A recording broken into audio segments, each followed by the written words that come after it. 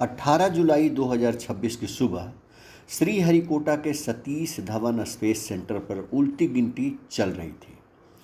T-5 minute पर, यानी कि निर्धारित समय से 5 मिनट पहले, एक तकनीकी खराबी मिली। पूरा लॉन्च रोक दिया गया। 35 मिनट का इंतज़ार शायद उस कमरे में मौजूद हर इंजीनियर के लिए ज़िंदगी की सबसे लंबी इंतज़ार थी। फिर उल्टी गिनती दोबारा शुरू हुई। दोपहर 12:05 पर एक रॉकेट ने उड़ान भरी। नाम विक्रम-1, मिशन का नाम आगमन। महज 15 मिनट में वह रॉकेट पृथ्वी के निचली कक्षा 450 किलोमीटर ऊपर में सफलतापूर्वक स्थापित हो गया। इस उड़ान के साथ भारत अमेरिका और चीन के बाद दुनिया का तीसरा देश बन गया जिसके पास किसी प्राइवेट कंपनी की बनाई ऑर्बिटल क्लास रॉकेट अंतरिक्ष तक पहुंचने की क्षमता है। यह रॉकेट किसी सरकारी एजेंसी ने नहीं बनाया। इसे बनाया उन्हीं दो दोस्तों ने जिनका जिक्र पवन कुमार चंदाना और नागा भरत डाका से होती है। और यह कहानी शुरू होते है 8 साल पहले एक साधारण से फैसले से। पवन कुमार आईआईटी खड़गपुर से इंजीनियरिंग की पढ़ाई की। 2012 में कैंपस प्लेसमेंट के जरिए इसरो में वैज्ञानिक की नौकरी शुरू की, विक्रम साराभाई स्पेस सेंटर में, देश के सबसे प्रतिष्ठित वैज्ञानिक संस्थानों में से एक। 6 साल तक वे वहां अहम परियोजनाओं पर काम करते रहे। नागा भरत डाका आईआईटी बॉम्बे से पढ़े हैं। वे भी वर्षों तक इसरो में वैज्ञानिक रहे। इसरो की नौकरी सुरक्षित, सम्मानित, देश सेवा से जुड़ी ज़्यादातर लोगों के लिए यह सपनों की मंजिल होती है। फिर भी 2018 में पवन ने यह सुरक्षित नौकरी छोड़ दी। मन में एक सवाल कुलबुला रहा था कि क्या भारत में कोई प्राइवेट कंपनी भी रॉकेट बना सकती है। उन्होंने नागा भरत से संपर्क किया। दोनों मिलकर एक फैसला लिया और एक बिल्कुल नई, अनिश्चित राह पर निकल पड़े। पैसे की सबसे बड़ी दिक्कत थी। दोनों ने मुकेश बंसल, मैंत्रा के संस्थापक, खुद आईआईटी खड़गपुर के पूर्व छात्र, को सीधे संदेश भेजा। पवन के विजन पर भरोसा जताते हुए मुकेश ने शुरुआती $15 लाख का निवेश किया। हैदराबाद में शुरू हुई स्काई रूट एरोस्पेस 18 नवंबर 2022 में पहली बड़ी कामयाबी। स्काई रूट ने भारत का पहला प्राइवेट रॉकेट विक्रम एस सफलतापूर्वक लॉन्च किया। मिशन प्रारंभ के तहत 89.5 किलोमीटर की ऊंचाई तक वो मिसाइल गया था। प्रधानमंत्री नरेंद्र मोदी ने खुद इसे ऐतिहासिक क्षण कहा है, पर यह सिर्फ शुरुआत है। असली चुनौती ऑर्बिट तक पहुंचाना अभी बाकी था। अगले 4 साल टीम ने कड़ी मेहनत की। नवंबर 2021 में देश का पहला प्राइवेट क्रायोजेनिक इंजन धवन-1 का टेस्ट हुआ। मार्च 2024 में रॉकेट के दूसरे स्टेज कलाम 250 का टेस्ट, अप्रैल 2025 में कलाम 100 का टेस्ट और कलाम 1200 कंपनी का अब तक सबसे ताकतवर स्टेज। नवंबर 2025 में खुद प्रधानमंत्री ने हैदराबाद में स्काई रूट के नए इन्फिनिटी कैंपस का उद्घाटन किया। करीब 2 लाख वर्ग फुट का यह परिसर हर महीने एक ऑर्बिटल रॉकेट बनाने की क्षमता रखता है। कुल मिलाकर स्काई रूट ने अब तक 800 करोड़ रुपया, करीब $95.5 मिलियन से भी ज़्यादा जुटाए हैं। जीआईसी, टेमासेक, ब्लैक रॉक जैसे बड़े वैश्विक निवेशकों ने इसमें इन्वेस्ट किया है। कंपनी भारत की पहली स्पेस टेक यूनिकॉर्न बन चुकी है।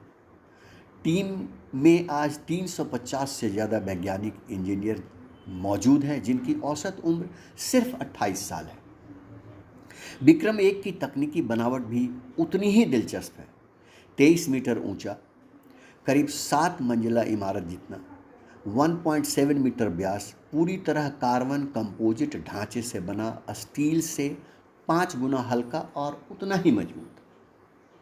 350 किलोग्राम तक का पेलोड ले जाने की क्षमता।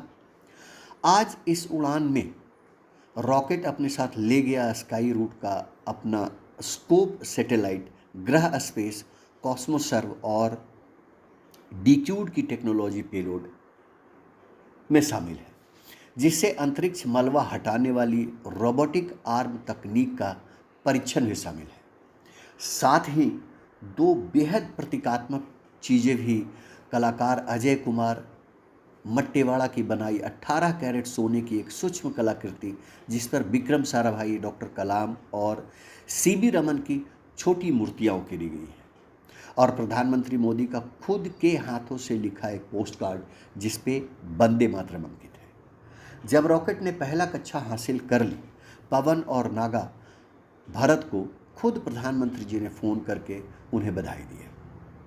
चंदना ने कहा, मेरे पास शब्द नहीं है, यह सिर्फ स्काई रूट के लिए नहीं बल्कि पूरे भारत और वैश्विक स्पेस सेक्टर के लिए एक नई ऐतिहासिक पल है। पहले ही प्रयास में कक्षा हासिल कर लेंगे, यह मैंने सोचा भी नहीं था, पर हमारी पूरी टीम ने इसे मुमकिन कर दिखाया। प्रधानमंत्री मोदी जी ने 2030 तक भारत को सालाना 50 रॉकेट लॉन्च का लक्ष्य रखा है। आज की यह कामयाबी उसी दिशा में पहला बड़ा कदम माना जा रहा है। वैज्ञानिक अल्बर्ट बंडूरा की सेल्फ एफिकेसी